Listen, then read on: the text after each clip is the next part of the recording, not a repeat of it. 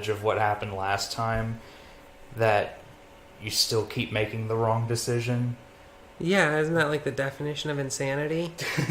Well, to me, it's trying something different, thinking like, oh, well, I did that last time, let me try this, and that ends up being wrong, and I should have done the same mistake last time because the end result wouldn't have happened. Are you trying to say something happened in the bathroom that I should be aware of? Oh, it's just whenever I flush... Two things. When I flush toilets, I always hold the lever down when I didn't have to. Yeah. And I press it when it should have held it down. Okay. I'm like that with toilets and directions. Because I always think, it's faster if I take this way, but if I just listened to the basic way on the GPS, I would have actually saved 8 minutes or something. I drive a lot too, like probably 50 hours a week, including leisurely. So like, I keep feeling like, oh, I drive all the time. I should know the right way, and I clearly don't.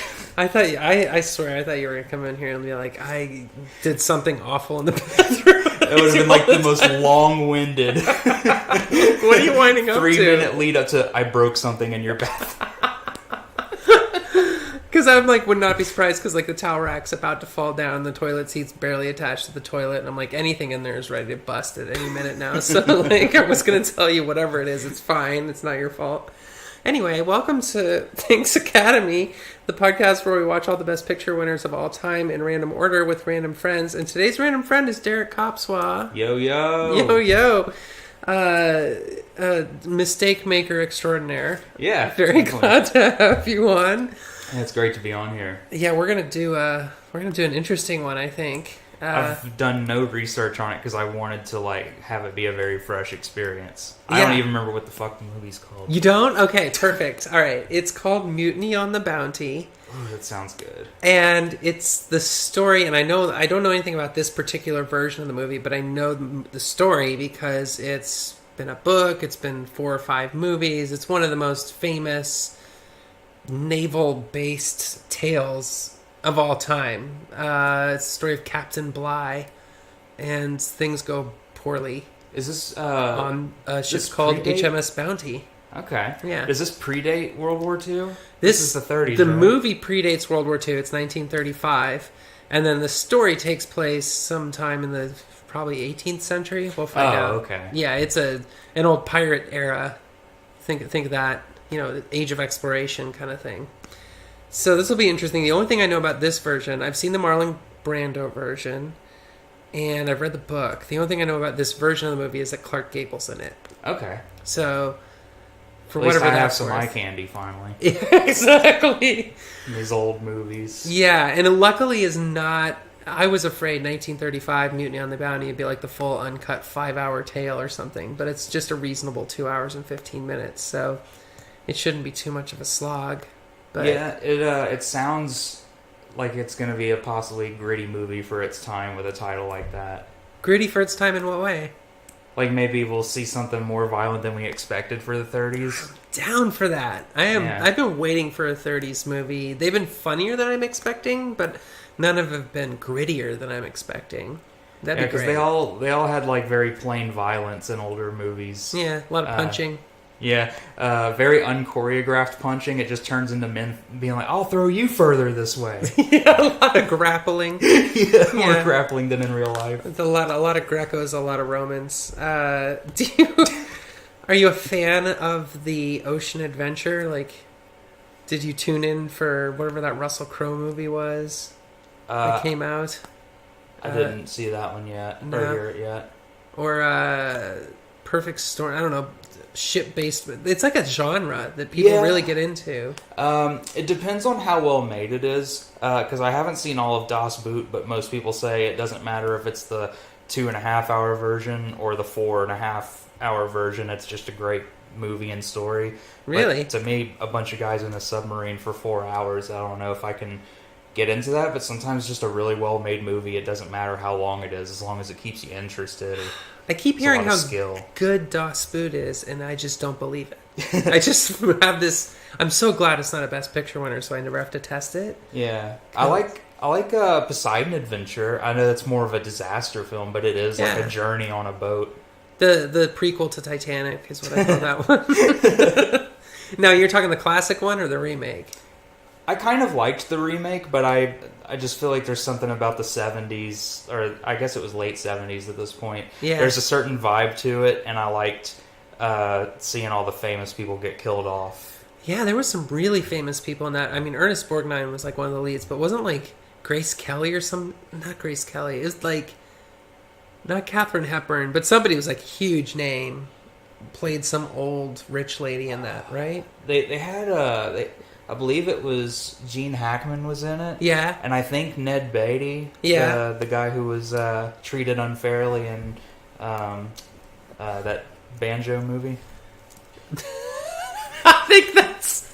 I think that is a vast understatement of what happened in that Banjo movie. It escapes my my mind right now what the name of that movie is. Now all I can think is that Banjo movie. I don't think that's what it's called, but yeah. Gene Hackman, who's my favorite actor of all time. That hasn't come up on this podcast, but it is true. Really? Yeah. He's my favorite actor of all time. I love him in everything he does. Shelley Winters. That's who I was thinking. He reminded me a lot of my biological dad in Royal Tenenbaums, and it was just like weird watching it because like my dad, the OG dad, he is kind of a slimy a-hole like Gene Hackman is in that movie. Yeah. Gene Hackman does a good slimy a-hole. Like he really... He does that, and he does a charming older guy who's probably racist, but he doesn't bring it up much, so you let it slide. That's the other like character he's great at. Wasn't Mississippi Burning like a movie where he did a racist character, and he said like, I'll never play a bad person again, or something like it affected him so deeply. Yeah, although he then, I mean, his definition of what a bad person was pretty loose. Well, he said like villain, I think, or something like that. Yeah. Because he wasn't a great person in, like, Heist, or any of his Royal Tenenbaums. Not, like, a hero. Yeah. So, whatever. Too bad Gene Hackman's not in this. I'm always mixed feelings when we go back to the 30s, because I generally have a good time, but it's like, it feels like watching a foreign film or something from a different planet. You just have to readjust your whole brain. You have to remember that, like, there was stuff that was racier than it is now. Mm-hmm.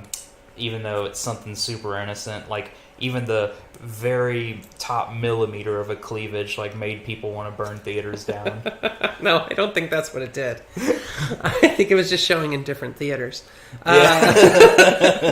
Let's go ahead and make a bet over the number of women that will appear in this movie.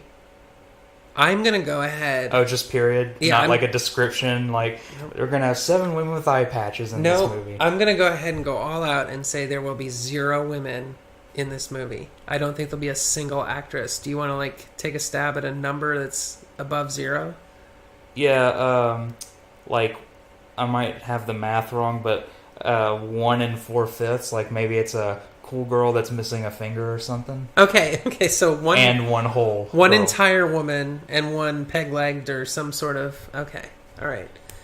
They may land on some island full of natives or something and throw us both way off, but who knows? All right, so we'll see how many women are in this movie. Mutiny on the Bounty. Here we go.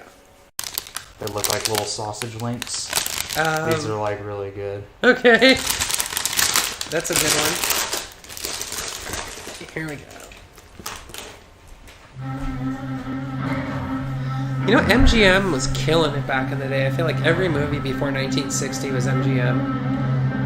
Them and Paramount, I believe, because I remember seeing the really old Paramount logo. Yeah. I think I've only seen like one Universal movie so far that's like studio era. One that genuinely uses that old logo. No, Paramount sucks because they put their new logo on all their old films. They don't leave the old logo on there.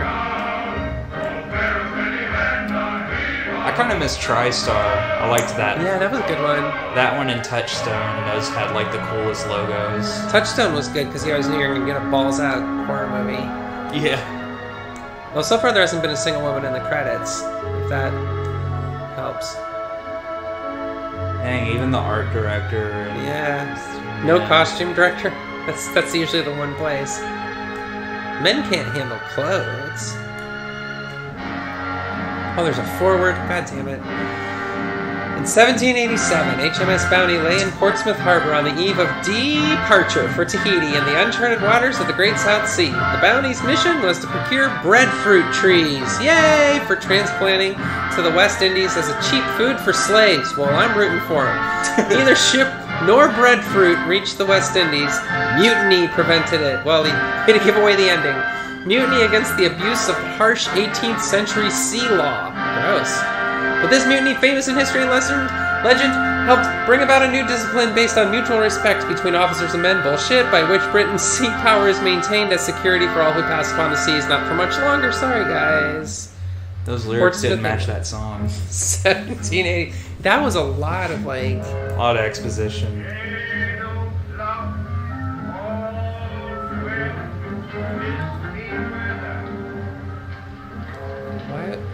Why were they making excuses for the British Navy? I wonder if there was like a political reason to kiss their butts in the 30s.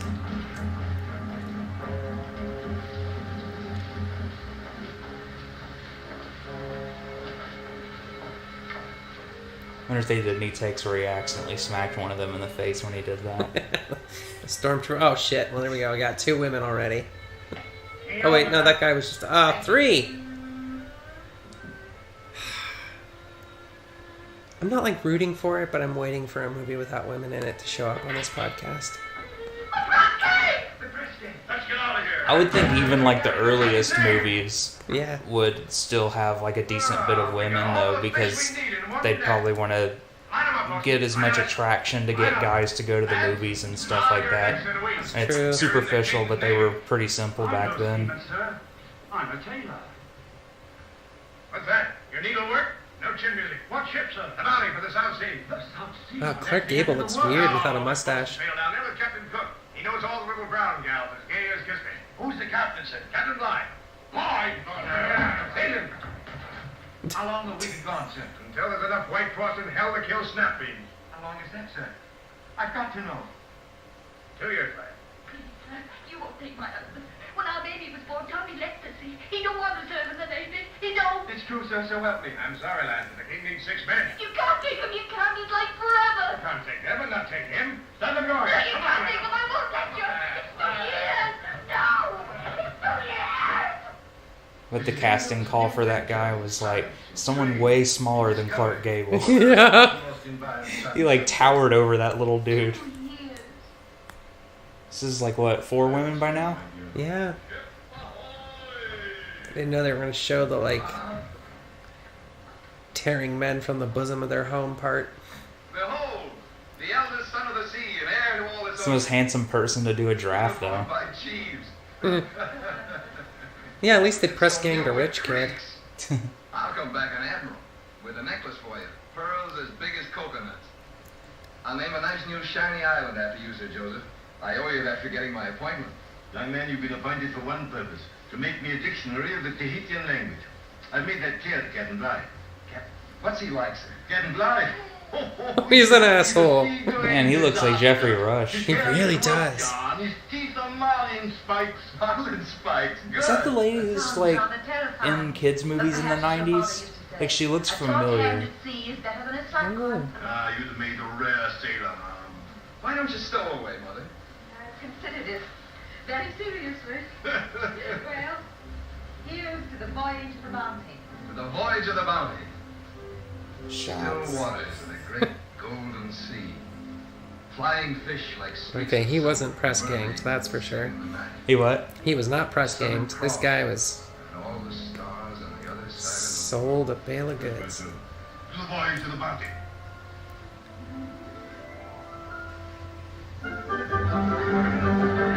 Which one's the bounty?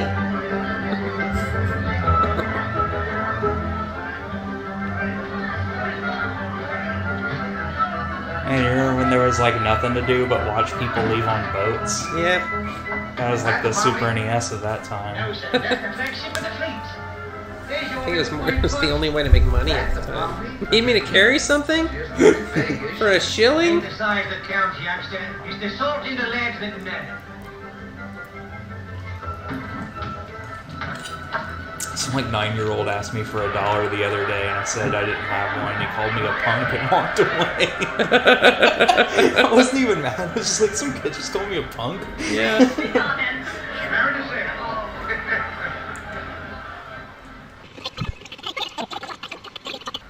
We're sailing 10,000 miles, locked up together on this ship for the next 2 years. It's like a powder magazine. I don't want your advice. I waive my oath with seamen. They respect but one law, the law of fair. It will be well for my officers to remember. Well, I can only tell you what I think. These men may come from jails and taverns, but they're Englishmen. They'll sail this ship anywhere. He's not an Englishman. What you think? He's not even trying. Whatever orders I give, whenever I... Is he supposed to be English? Yeah, they're all supposed to be English. Then we understand each other. Perfectly. They put him up there so you can throw up on the whole ship. I couldn't help it, Stuart. Every time the old man looks at me, I want to jump overboard. Where's Byam? The old man sent him aloft. You let him take the blame, huh? Here. Wow. You've started enough trouble already. Time you learn a little discipline. Now get in your hammock before I put you over a gun. Now he's gonna fall through because it's been cut. Yep. God, all three of these guys suck. You see, sir? It isn't my fault. They're only jealous because I've been at sea before. Who did that? I did, sir. Come here. That was Good one. funny. Yeah. Good. This movie's so strange with its tone because it seems serious, and then it has just goofy stuff happening, at least in this act. It might get more serious. I thought it was going to be a much more serious Ooh, movie. jeez. That is... This is interesting they got this footage. They must have really thrown a replica out in the ocean. Or do you think this is a model? It's a model. What are you talking about, Karina? Jesus. They put actors in pretty unsafe conditions back then, though. How she creeps. Wings again. I'm too old to end the young Byam aloft. Splice the mainbrace, Mr. Morgan. In the old Ten Commandments, the one from the 20s or 30s, a lot of actors died. You used the Yeah. ship's drinking water. It would shrivel me wooden leg. Did you ever hear how I lost my leg? No, but we will. To the best of my recollection, Mr. Christian, you're usually partial to cheese. Not tonight, sir. He's so weird with his New York accent in the midst of all this. Yeah. If you'll allow me, sir, I think you've been unjust. Unjust? After all, gentlemen, a bit of cheese. Yeah, you've been unjust. You ruined Sir, I'll let cheese. you say I'm the man who lied. I didn't say that, sir. You implied it? Mr. Bligh, I've no doubt that Maggs disposed of the cheeses at Portsmouth without your knowledge. I can't understand your treatment of the men who simply obeyed his orders. Mr. Maggs is my clerk. It is not for my men to question his orders. Not for you to question mine. I want your apology. I have nothing more to say. Very well, then you can dine elsewhere on what you can get. Mr. Bligh. You know what's funny? You guys were watching the Cuckoo's Nest movie, Yeah. and you were saying how Nurse Ratched was good at her job. Yeah. I feel like the way everyone makes her sound to be is exactly like how he is acting. Yeah. Yeah, he is the real Nurse Ratched. So you're all against me, officers and men. Won't eat cheese, eh? Before I'm done with you, I'll make you eat grass.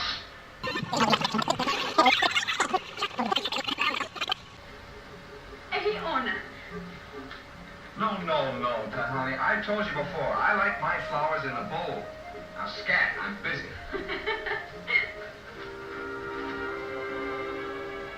That's flirting. I like it. What do you call that look, Liam? The look of a charming girl who'll still be happy when we English invaders go home. By the way, Hee, what's your word for money? Money? What is money? All right, I'll explain. Oh my god. One of these you can buy 20 of. Face lit up like somebody has been asked to explain Bitcoin. You must have money to live No fruit entree? No fish in the sea? Oh, yes, plenty. No money, no food? That's right. I stay here. Sounds like Christian. But it can't be. Maybe so. He, you got him, leave.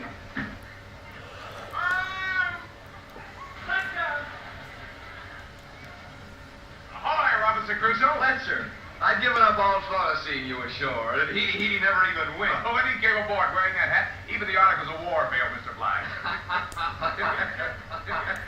Lieutenant, I want to thank you, sir, for speaking to the captain. The sea is good, but the earth is good also. Be at home. Oh, it's good to be ashore again. I've been as restless as Oh no, she's gonna ruin his dictionary. Oh, you saucy minx. Why, you little power monkey! What? Come across my hawse again, I'll spank your little starboard. Do you understand? Yes? Yes. Well, I didn't know you speak English. Yes. You must. I speak spanking. Yes.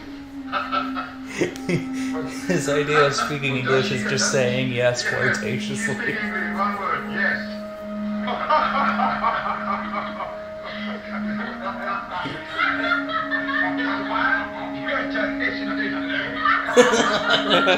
HMS Stardom. Wow, who's that? I might be. She only knows no. This is Tahiti's granddaughter. Christian Lieutenant, I might be. What did she say? She says you must be a king in your own country. What?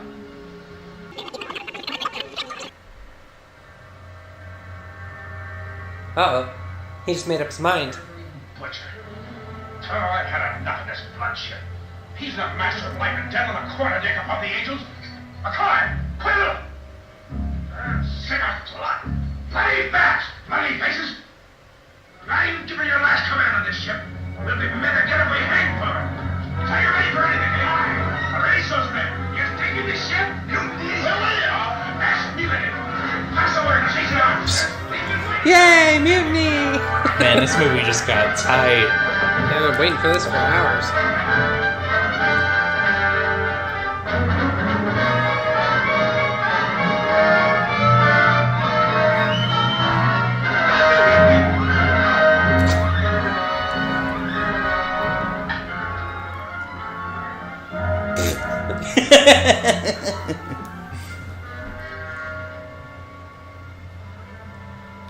Dig him.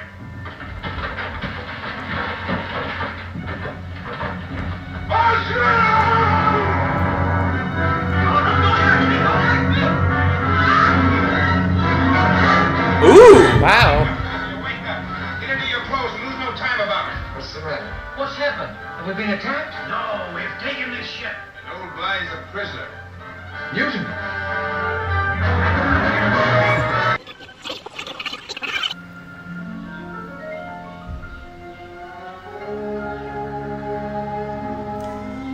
Alone at last. Yeah, right?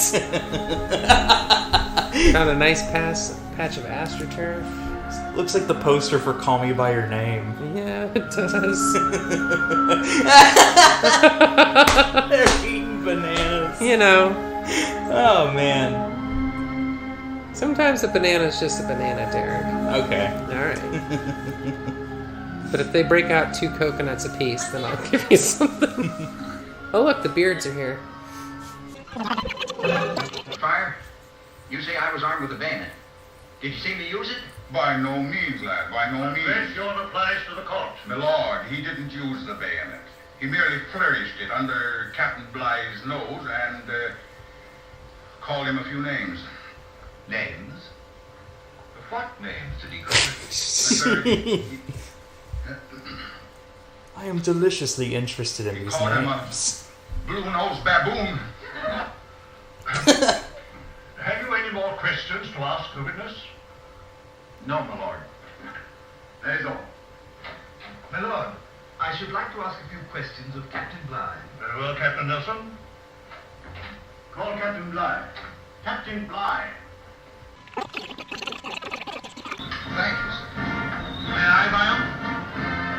Of course. They're off to the Mediterranean land. We'll sweep the seas for England. Oh.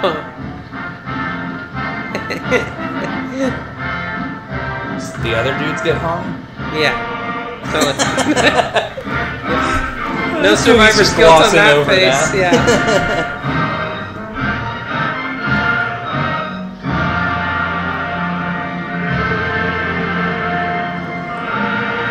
Oh, it's over. Yay! Yeah, I was hoping. Dun-dun. You don't want to stick around for the post credits? Let's see. Yeah, do you think I'm going to tease? Well, that's interesting. We've got Movida and Mamo. Who was Hidi Hidi?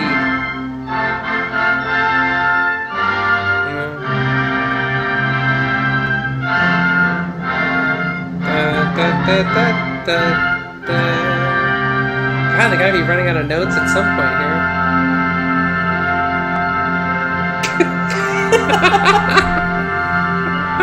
Someone's name was Tinkler. Yeah. Yeah, that mutiny took forever. Yeah, I was surprised how long they waited to have a breaking point. Because it seems like from like at least day 2 or 3, Yeah. that should have happened sooner. I mean, they were looking at him like, you're a shithead from like the minute they spoke to him. And it wasn't very clear what until like the trial. Yeah, until the trial at the end. Like, what was the snapping point to them? And it seems like it was the coconuts and the cheese. Mm-hmm. Well, I think But it's you couldn't because tell. To me, it was pretty evident that they were taking note of the fact that he was just coming up with excuses to break the guys and stuff, and they knew that that would only go too far before they're all dead. Yeah. I don't know. I mean, it's a pretty straightforward story, plot-wise. A bunch of people go out on a boat on the dumbest mission of all time. Yeah. I still don't understand why you would go to Tahiti to get a kind of fruit to grow in the Gulf of Mexico. It just seems like you could get better at farming and achieve the same results. It made me very thankful for those fruit crates people can get delivered. Yeah, just get them a CSA or something. Why do you have to like sail? I mean, and they could not have picked a more remote spot on the whole planet than Tahiti, as they're like, this is our spot where we're going to get food for our slaves. And I just don't understand. Very convenient too that they went to the right part of the island where they were just immediately greeted by the person they were told about. Yeah, I guess maybe that's why they went there, because like they made a big deal about how Captain Cook was like pretty chill there and a celebrity and stuff. But I thought the pacing of the movie was still pretty good though. Like, yeah, for like it took its time, but it definitely like sped some shit up where they would, like have that title card like they set up in the night and then these people went ahead and did this, and then it just cuts to the next day and stuff. Yeah, they get through a lot of the voyage with an Indiana Jones map. They're just like, okay. They do a lot of screwing up. Yeah, they do. They were in Africa, and then they tried to go this way, and then they couldn't, so they went the other way. And like, you skip over that. But it's so there's a couple things that are. What should we start with? What sucked or what was good? Let's talk about what sucked. All right, Clark Gable.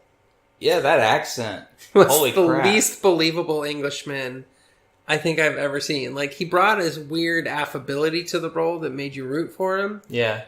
But man, I did not buy that he was anything other than Clark Gable. They could have at least had like a scene where someone that didn't know who he was noticed his accent, and they're like, "Oh, you're British, eh?" And he's like, "Oh, well, I'm from America as a kid, and I moved to England or something." Except it's 1792, Well, so there's no American accent. Those were British people, more or less. Maybe it could have been like, "I'm from Canada." I'm from the 1930s, is what he would have to explain. Because he just sounds like a kid from Brooklyn from the 1930s. It was the same problem I had with him in Gone with the Wind, though. I mean, he just can't do an accent, which makes it puzzling that he's like one of the greats of early cinema in terms of acting, and the guy can't do it. He's worse than Kevin Costner. Oh, man. I would also probably say John Wayne had a really terrible accent, too, but he kind of knew his range and stayed there for the most part. Yeah, except for the time he was Genghis Khan. Yeah. Yeah. And still talked like John Wayne. He's constantly calling everyone pilgrims. Yeah, well, it is an alternate history thing.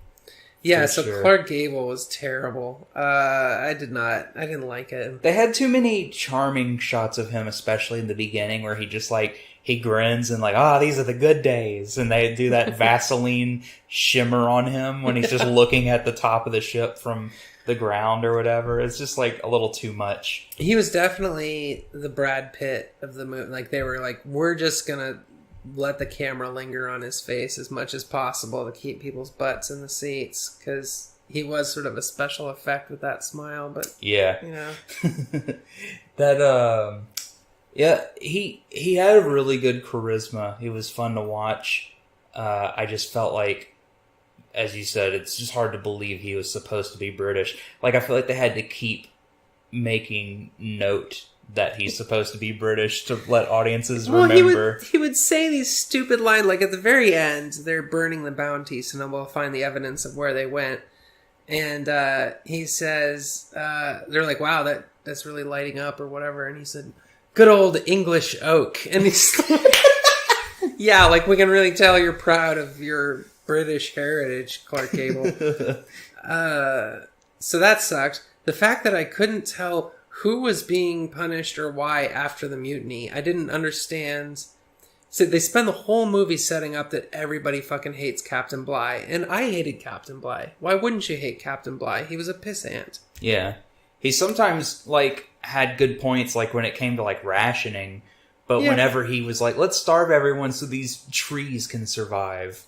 That's definitely when it was this is clearly an insane person. He's obviously before that, he was clearly insane, but that is really dumb to have your whole crew that you need starved over the stuff you're shipping that is very tiny. Yeah.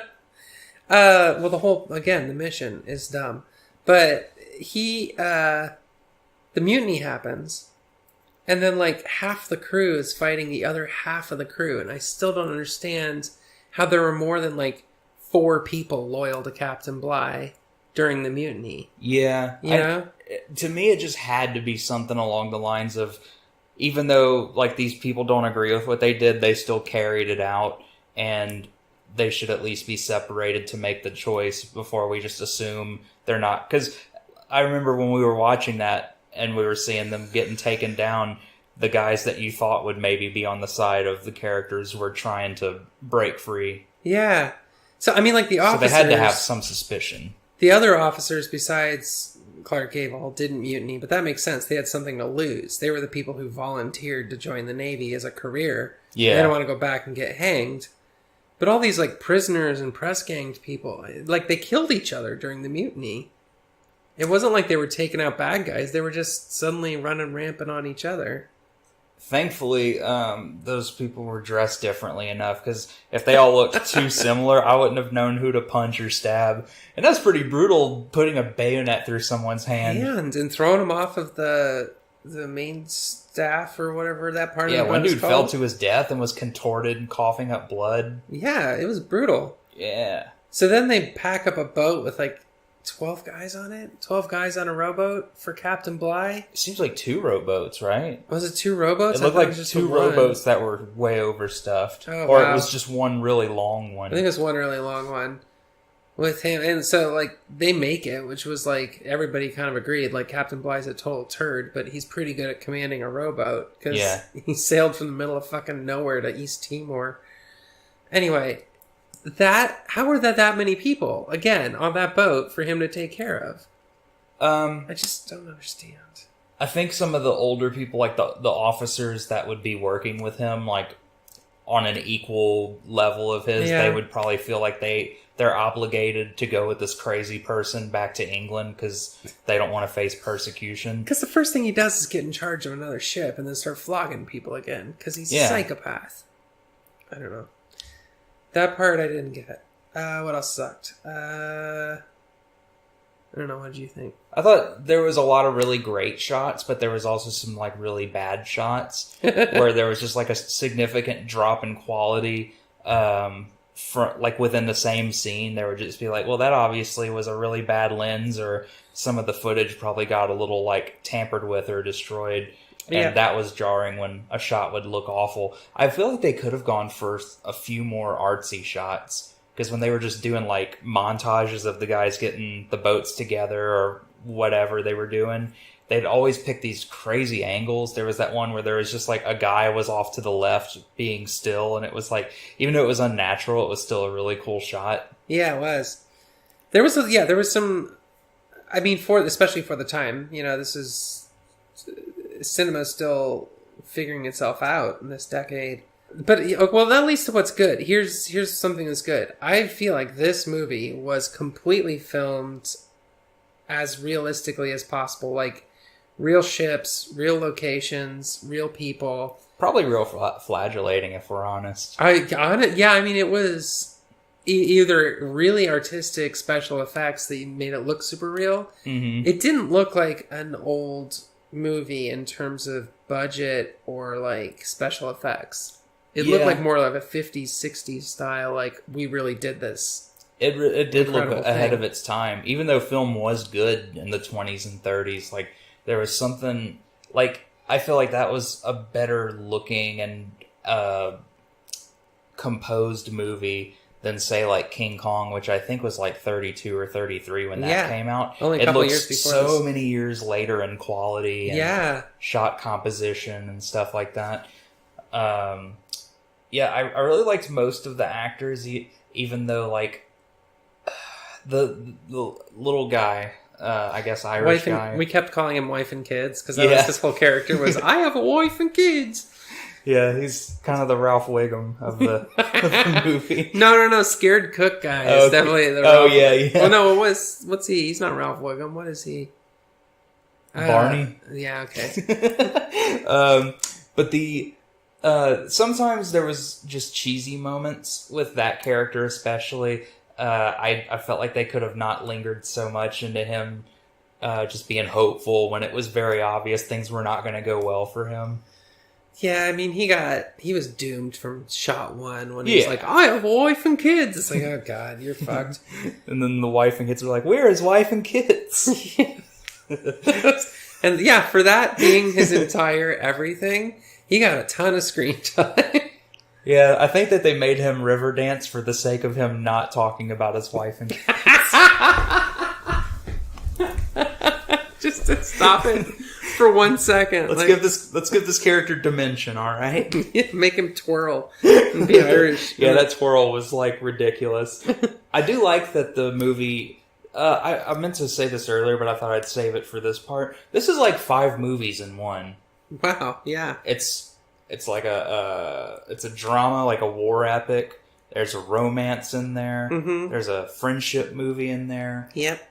Kind of like a break out of prison kind of movie. Yep. And then I feel like there's courtroom drama. Courtroom drama, that was the other one. So yeah, that's like 5 or 6 types of movies seamlessly in one 2+ hour movie. Well, and you left out like the main movie that it is, which is a piracy movie. Like it's a ships on the ocean kind of thing. Although they don't have any ship to ship battles.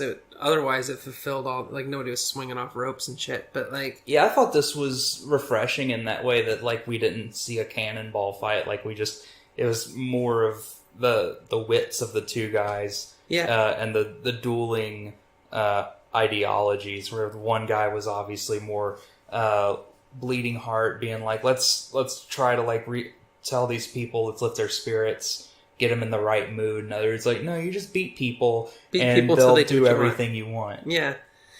Thematically it definitely it's hard not to see the conservative versus liberal themes going on there. And I think even for the time, that was like what it was trying to wear on its sleeve. Yeah. I feel like this is the kind of movie that if someone like our conservative uncle or dad watched it, they'd be like, I like Bligh. That dude's got an interesting personality. He gets stuff done. I don't know if anybody would like Bligh, but I do think that there's plenty of people who would watch this for the ships and the Tahitian women. Oh, yeah. And miss, go straight over their head, like the arguments and the fine moral points of like, oh, how do you compel men to do what you want? I was partially wondering if the movie was going to go down the path of him having to like be rougher with the guys on the voyage. I know. Because they were starting to like show signs of aggravation towards him too, which would have been a fun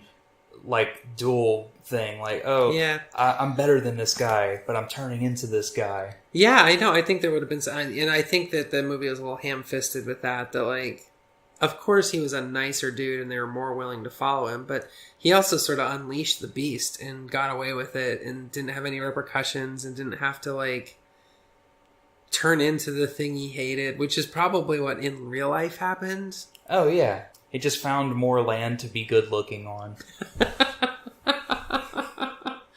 Shouldn't that be all of our fate? I mean, I would love a little more land to be good looking on.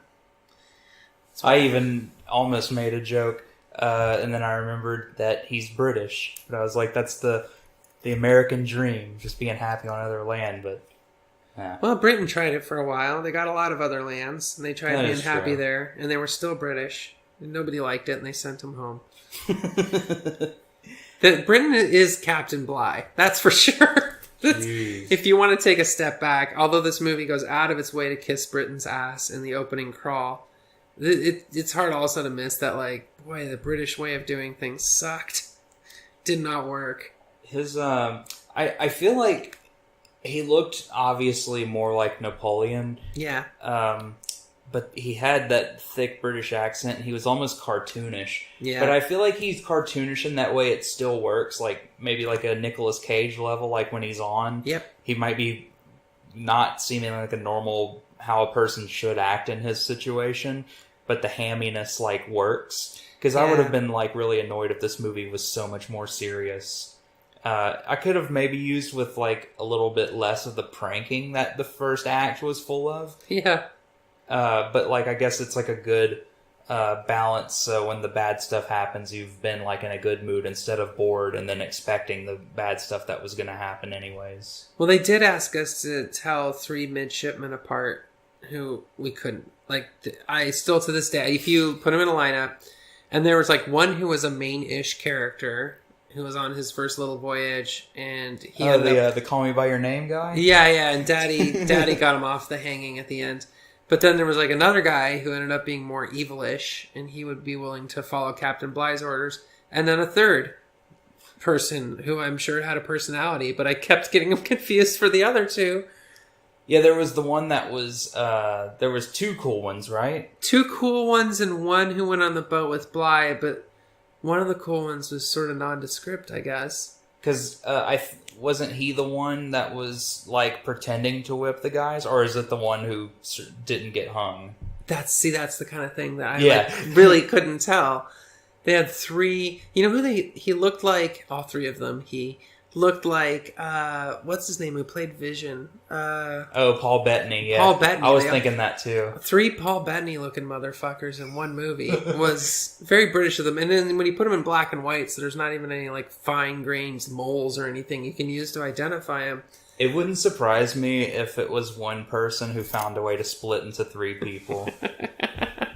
I didn't look at the credits that closely. I didn't know their names, so how would I know who they were in the credits? It'd be funny if the same guy just, like, Eddie Murphy'd himself into playing the 3 different characters. You on the bounty with the clumps. That's what the movie was missing, was 6-minute fart jokes. Yeah, right.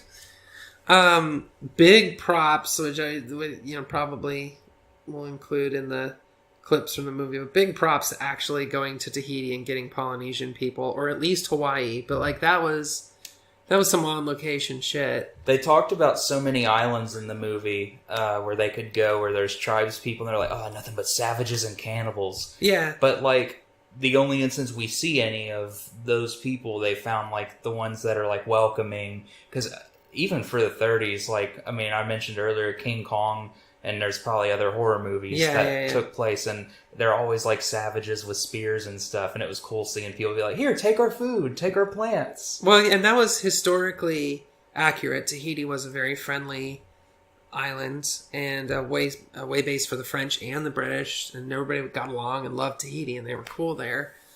And there were certain islands that not only fought off the white guys fairly successful, but like did engage in cannibalism. And to this day, I think it might be an issue in some parts of Polynesia.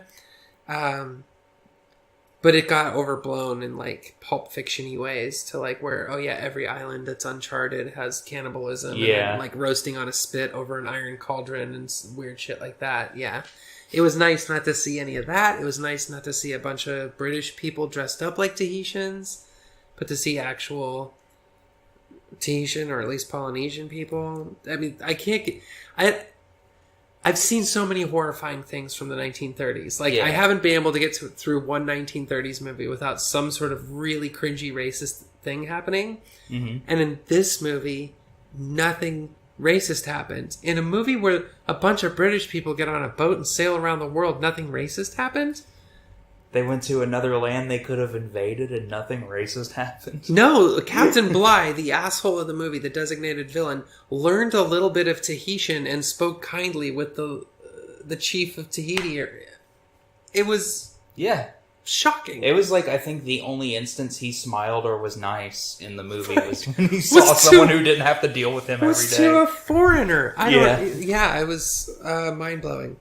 And also the number of women in the movie, I was way off. Like, yeah, they not only just women around and out and about, but getting full characterizations and lines and personalities. They did that little filter thing on his girl too, like a little too intensely. Yeah, his girl looked literally like she was Judy Garland or something. Yeah, they were trying to definitely set her up to be a matinee idol or something. But yeah. Like that would be the picture for her headshot or something. Anyway, what else is there to say about this movie? It's okay. It ends pretty abruptly, which is fine.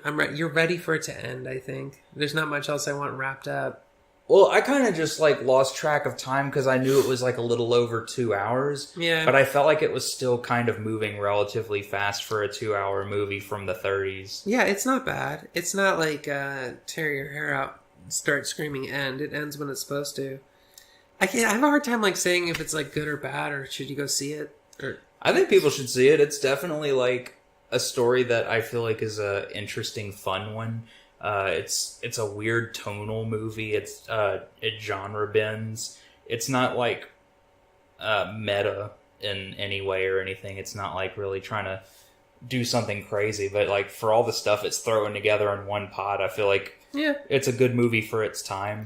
And parts of it hold up on a technical level. It's a mediocre blockbuster these days. Yeah. You know what I mean? And it definitely has that blockbuster movie feel where they threw all the money at it and they did it all the right way.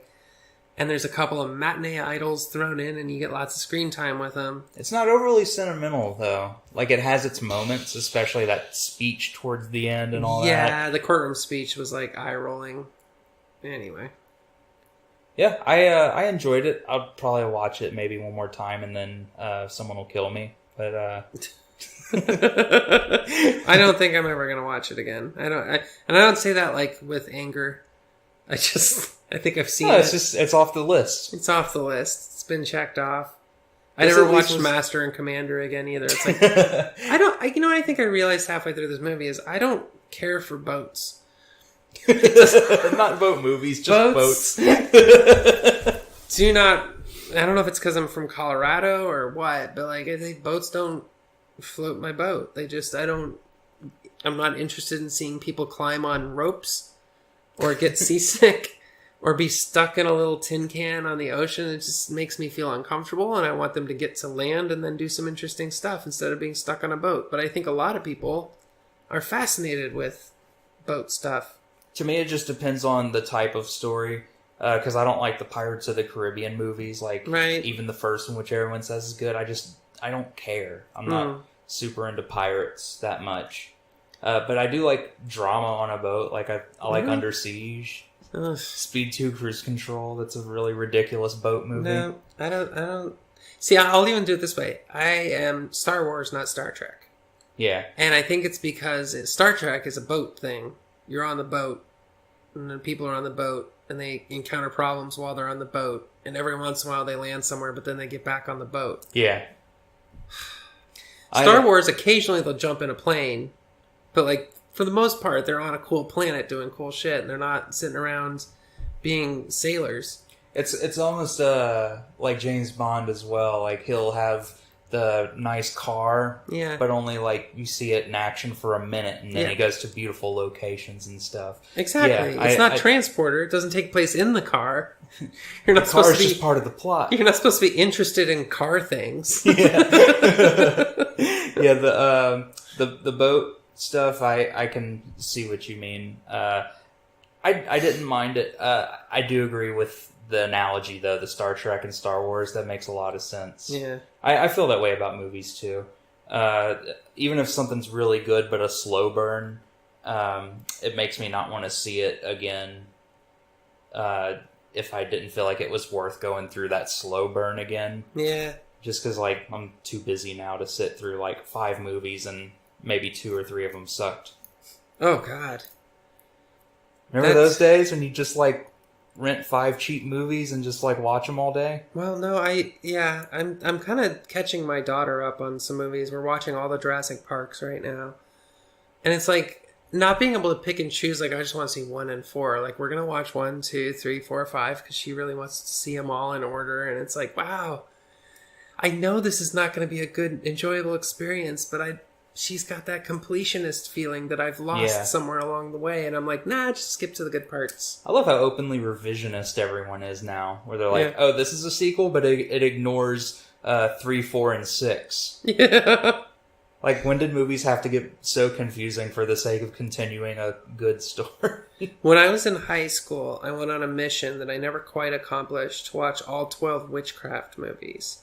And I think I got to 7 before I couldn't find a video store that had 8. And I got kind of like stuck, and I've never gone back and like... Are those like straight to video horror movies? Yeah, they're terrible. Probably Full Moon.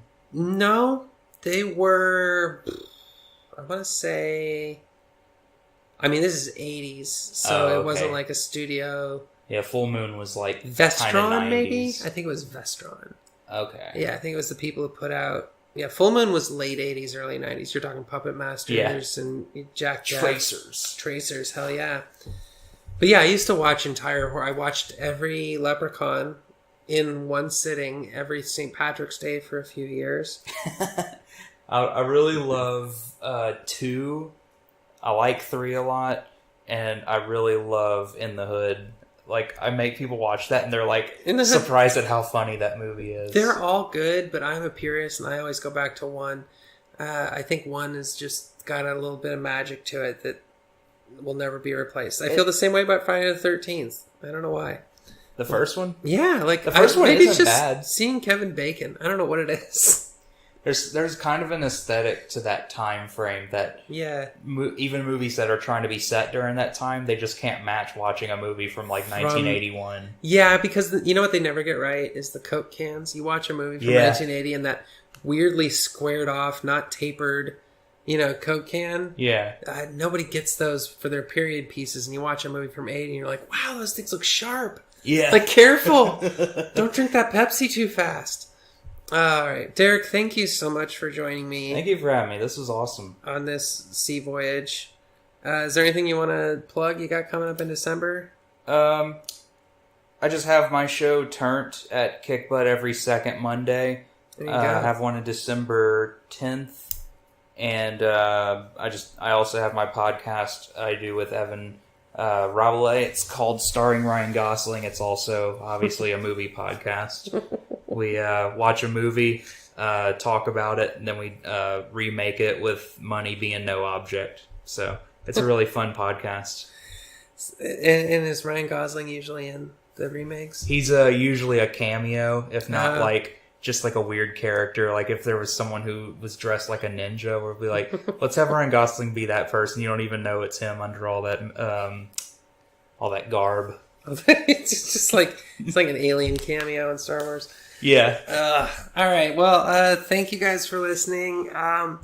We're really crunching through some obscure ones. So if you're sticking with us through all of these, I really appreciate it. You're gonna feel so much cooler when one of the famous movies from recent years comes up and everybody's talking about that episode of things. You're like, you guys didn't even listen to Mutiny on the Bounty. So like, count yourselves as part of the real crew, and you're my real friends.